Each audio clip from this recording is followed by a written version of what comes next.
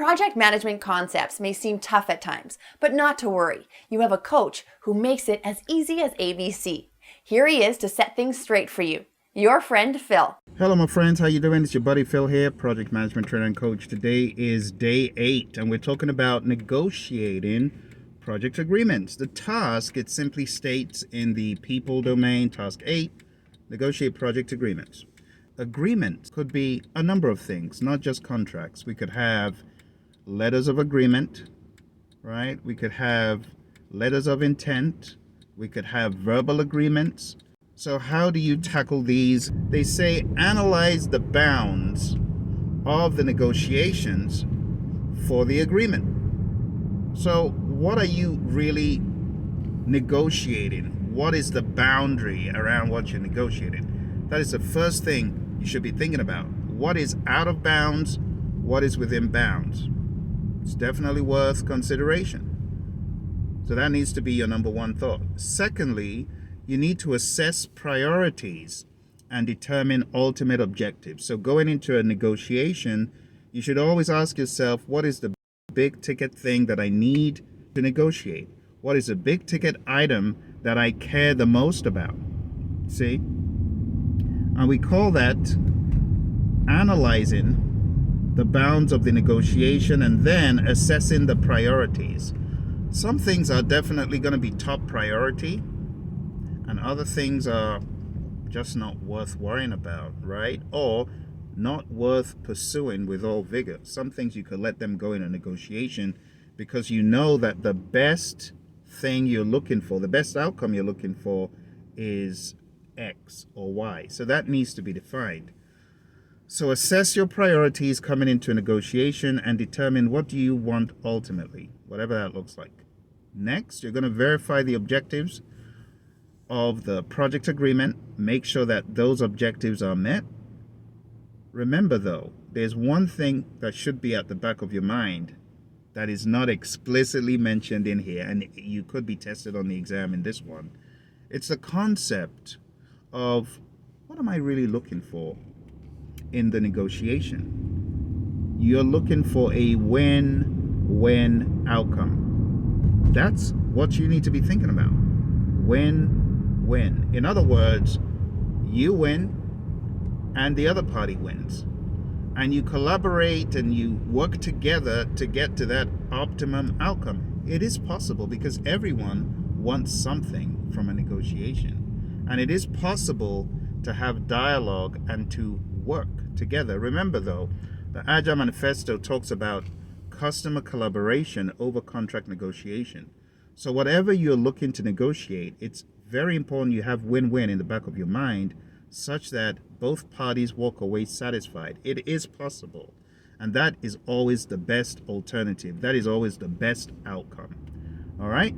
So verifying that the objectives of the project agreement is met, that comes next. So there are two ways to look at this. Going into a negotiation, ensure that your objectives are met, but at the same time, after the negotiation, let's say you struck a deal, let's say you've gotten to an agreement, your job as the project manager is to verify that the objectives of the agreement are actually met. We're talking about, okay, we've gotten to agreement, let's ensure that the objectives of this agreement are actually met. So there's quite a lot of stuff that the project manager, scrum master, facilitator, whoever that role that the question depicts is, right? There's quite a lot of stuff for this individual to do. So just keep this in mind. Now, when it comes to negotiating, we've talked about the concept of anything, but I want to talk specifically about story points. Because when it comes to story points and negotiating features and value that the customer is looking for, it also falls into this domain. So think about it like this. You have customers that want certain features. These features, think of them as costing story points, right? There's only so many story points your team can do in a sprint. So if the customer is asking you to do the impossible, let's say that's 250 story points. How are you going to do that when your velocity has always been 150? you know that you shouldn't be promising the world. You know you cannot achieve that based on your empirical data, right? So when you're coming in to a negotiation such as that, very importantly is the data, right? And the candor, because you don't want to promise the impossible, right? So you always want to have something we call trade-offs. In the world of the PMI, these are quite big because the project manager is meant to apply the concept of trade-offs, right? The concept of having someone buy into an alternative. And it takes skill to do that, but it's one of the things the project manager is expected to do. Okay? Obviously, in all of these discussions, you should be participating. So it says participate in agreement negotiations. You got to remember that there are different types of negotiations. There's straight old bad negotiating, sly, dirty, ruthless negotiating. You don't want to be like that. You want to have good negotiating, ethical. Remember, someone from the world of the PMI, you should always be thinking about that ethical incline in everything you do. So you want to have that natural, okay, is this above board? If it's not above board, I'm not going to do it. Like lying in a negotiation just to win it, no. All of those things are poor. And that's why in the world of the PMI, right up front, we talk about verbal agreements. You are expected to uphold verbal agreements. If you agree to something, even if it's not documented, you're meant to uphold it. You see, that is one of the ways we need to be thinking about this stuff. Okay?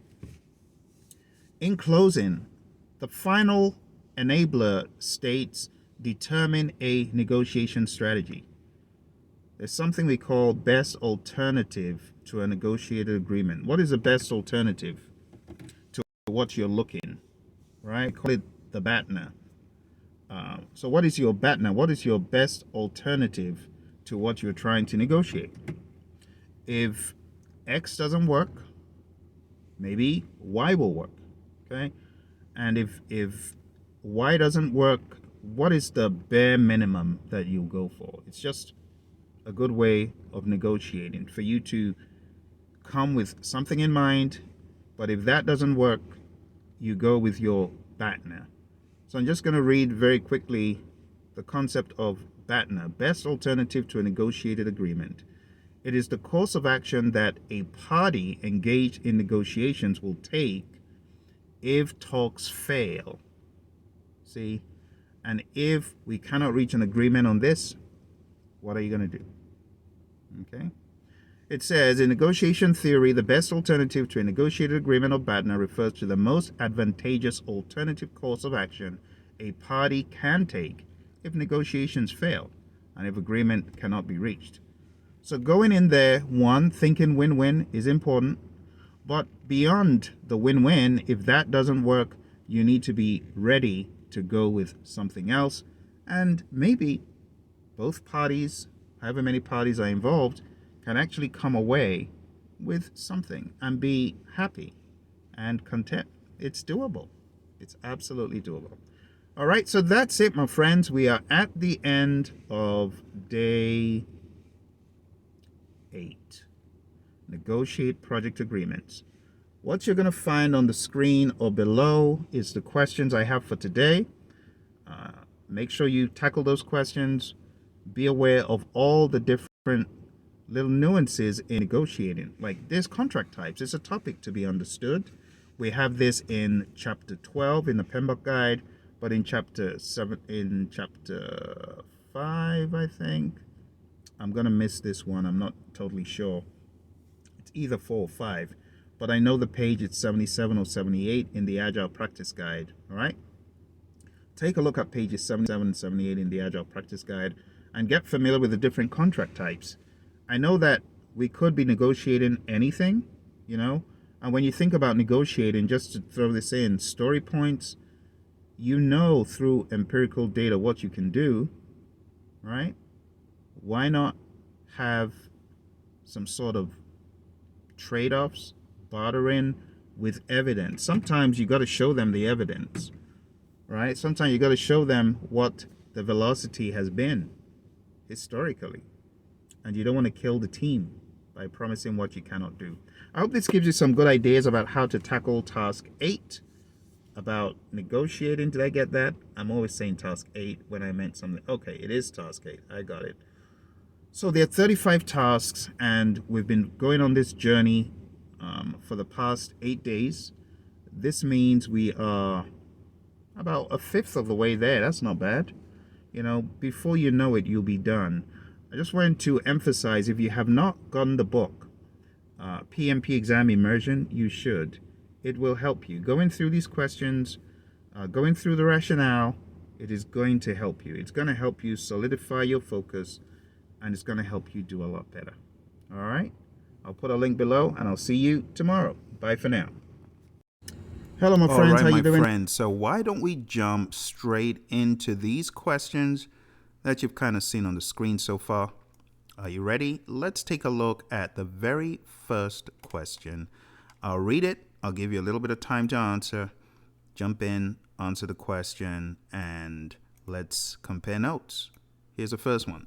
You are negotiating a contract for shipping very well-defined raw materials from the vendor's location to your various warehouses worldwide. The vendor is a globally dispersed partner with locations within 10 miles everywhere your company is located. In the spirit of good ethics, which contract type should you seek to put in place with all fairness to both parties?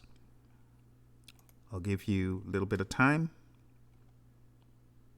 What do you think?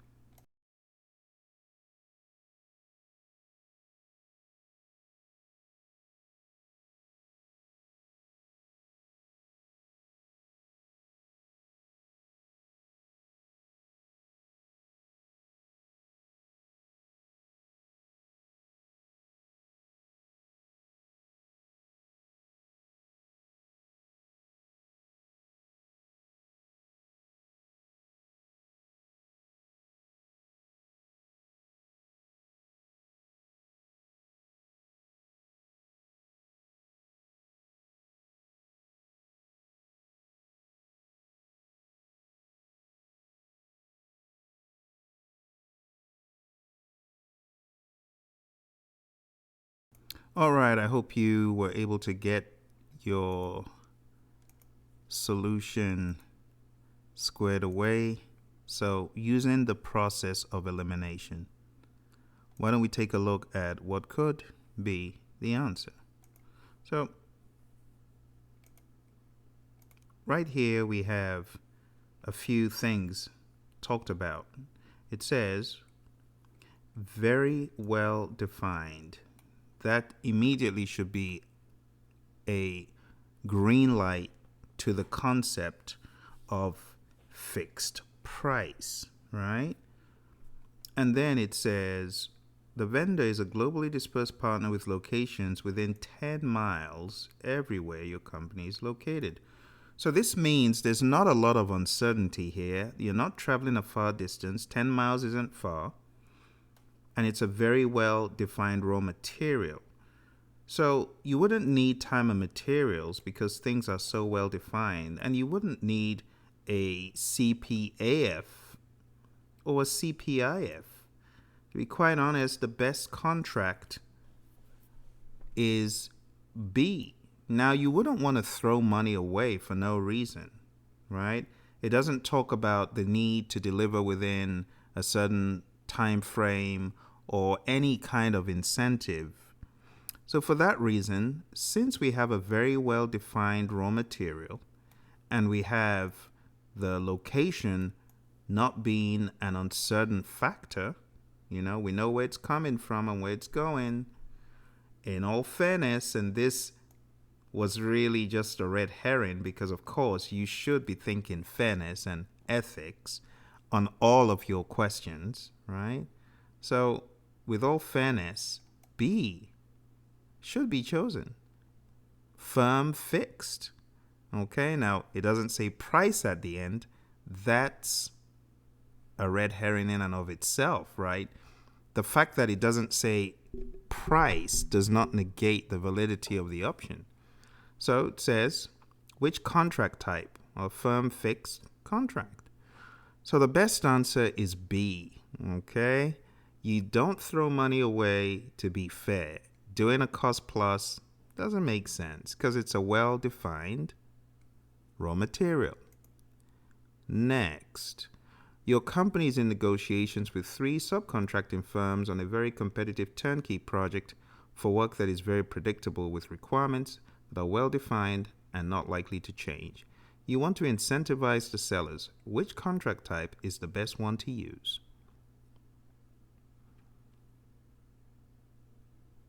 Okay. Is it FPIF, FP-EPA, CPIF, or FFP? Now, in the spirit of the PMP exam, you do know you have roughly 1 minute, 15 seconds for each question, all right? So if you need more time, hit the pause button. All right, so I'm about to reveal the answer. Spoiler alert. FFP does not have any incentives. It says you want to incentivize the seller. That's the main thing, right? FP-EPA has no incentive, so it boils down to 2.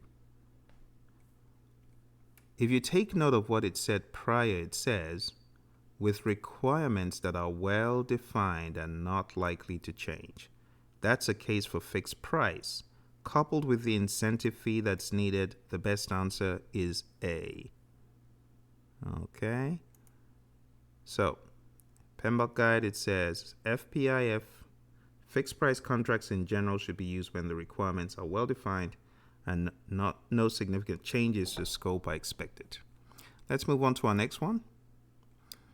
You're working on an Agile aviation administration project that has consistently delivered 150 to 200 story points each iteration. This project will revolutionize air travel by switching from radar to satellite-based flight tracking technology, along with other technological advances such as improved weather forecasting and communication systems. During Sprint 6, your CEO asks you to step things up a bit and commit to 200 story points. What should you do? So I want you to take a look at the number of lines in this question. So roughly going on 6. These days, the feedback is the questions could be long, so do keep that in mind. I'll give you a little bit of time to answer.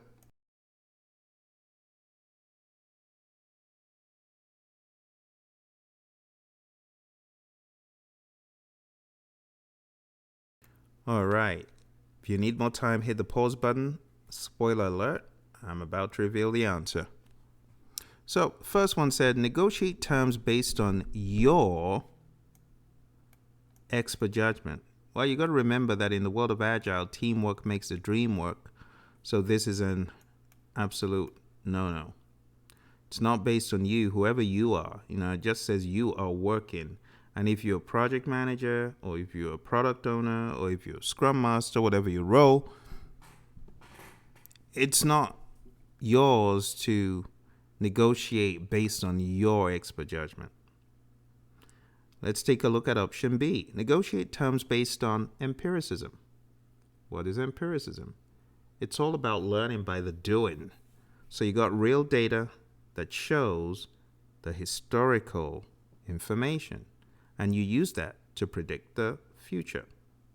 Not bad. Let's take a look at C. Negotiate terms based on goodwill and team synergy. While this sounds intelligent and nice, we don't negotiate based on goodwill. Oh, I'm feeling happy. I just want goodwill with you, customer, so I will grant you 3 wishes, 3 extra wishes. No, we don't do that. And it's not a question of team synergy. Team synergy is already built into the empiricism. So C is not better than B. Let's take a look at D. Negotiate terms based on story size and prioritization. Well, you don't negotiate terms based on size of a story. You negotiate based on reality, right? And you don't just prioritize and negotiate based on prioritization. While that is a good thing to do, your negotiation isn't based on prioritization. The question here isn't which stories, which would be more prioritization, right? The question here is how many. Now, even though you've done between 150 to 200, that is a wide band of 50 story points. So for the CEO to say commit to 200, no less, you can't do that. You got to negotiate based on empiricism, and you got to consider the cone of uncertainty when you're doing that. So the best answer is B. All right, I hope that makes sense. Let's move on to our next question. Jack Brown has been working as project manager for the largely agile California high-speed rail project of 800 miles of high-speed rail lines connecting Los Angeles and San Francisco. The customer has requested to have in place a particular non-negotiable element that is not executable using an agile approach. One of the vendors will not partner in an incremental collaborative way. Which approach should you employ? I'm going to give you some time to think about this one.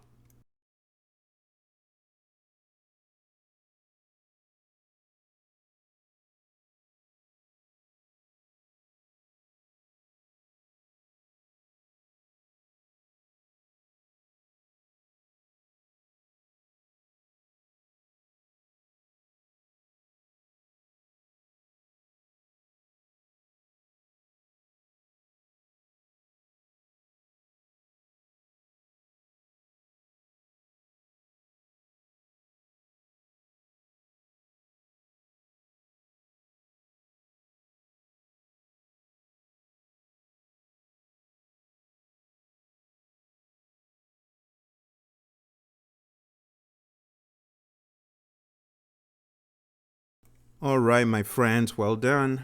Why don't we give it the countdown of 3, 2, and 1.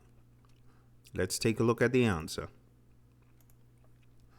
So, taking a look here, it says you're working on a largely agile. It didn't say completely agile. It's a largely agile project. So with that in mind, you want to immediately begin looking for things that are not largely agile. So B says use a predictive-oriented approach. That doesn't make sense because it said largely agile. Largely agile means it consists of agile and something else. And the only other thing it could consist of would, of course, be something predictive, right? So it cannot be predictive only. So B would be wrong. Towards the end, it said one of the vendors will not partner in an incremental collaborative way. Hold on to that word incremental because you're going to need it to eliminate one of the options that is clearly not incremental, and that is option D that says use an iterative approach with predictive workflow. Again, it's trying to make you think iterative is anything other than a one-time delivery. It's not. Iterative is a one-time delivery. Take a look at the Agile Practice Guide pages 18 and 19, and you'll see how iterative delivers one time. So option D is not helping because it is strictly a one-time delivery. Okay? Now let's look at A. A says use an agile-incremental approach. Well, it said it's largely agile, so we can't use an agile. Incremental is already built into agile, so it doesn't make sense to say use an agile incremental approach because agile is both incremental and iterative. So the best option is C. Use a largely agile hybrid approach. Common sense, right? I'm sure it didn't deceive a lot of you. Quite straightforward. Let's move on to our final question. Two firms are in the middle of a negotiation and all is going well and a positive outcome seems highly possible. Midway, a top executive joins the discussion from one of the sides and he overwhelms collaboration. By the end of the episode, everyone ends up worse off. Which negotiation model does this describe? Think about it for a bit.